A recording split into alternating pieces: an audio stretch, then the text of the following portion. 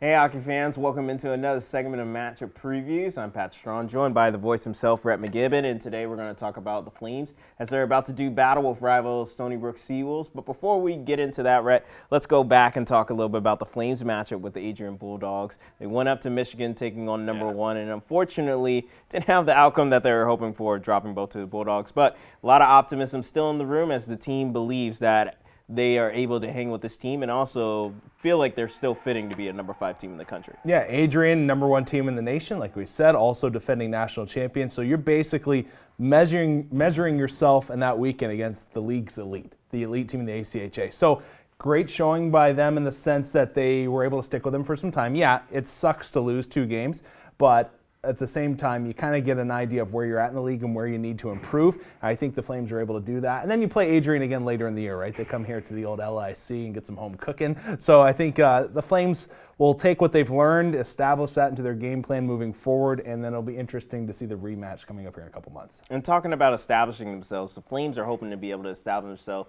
with the first computer rankings coming out here soon.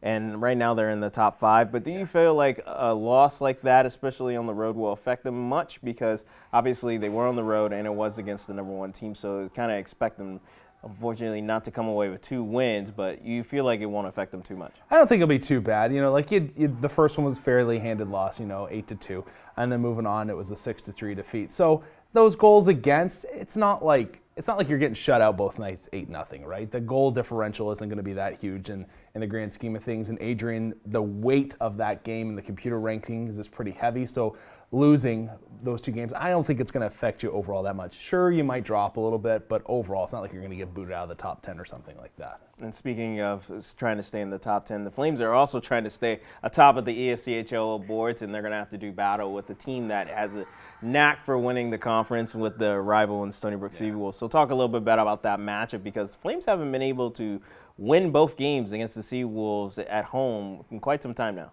Well, it's going to be tough. If you go back and watch Matchup Preview Episode 1, we talked about this, Pat. Do you remember? Yeah, I'm sure you do. Oh, of course we were just spreading our wisdom out on the crowd in the sense that, Liberty's got a target on their back this year. You're going for the 3-peat. Teams don't like you right now because you're good. Everybody hates the Patriots because, well, they used to be good. So, it's one of those things where everybody wants to beat the Flames. And, yeah, they're coming into Liberty. It's a fun place to play. It's like Hockey Night in Canada on Saturday nights. Everybody wants to show their best on national television. That's what it's like for opposing teams that come in here. And so Liberty's going to have their hands full. Yeah, it's an important weekend series. It would be great momentum for the Flames having lost 2 games to sweep Stony Brook and kind of cement yourselves atop the standings in the ESCHL, because there's other teams lingering around there. URI is a good team. Syracuse, we saw, is a quality hockey club as well. So you need to start getting in the opposition's head a little bit like, oh, okay, Liberty's catching their stride. They're another juggernaut on their schedule. They're going to be tough to beat. Red, as always, thank you for your insight. Make sure to tune in this Friday and Saturday at 7 o'clock as the Flames take on the Seawolves, hoping to be able to stay atop of the ACHL standings. In the meantime, make sure you always follow the Flames on social media. For Rhett McGibbon, I'm Patrick Strong.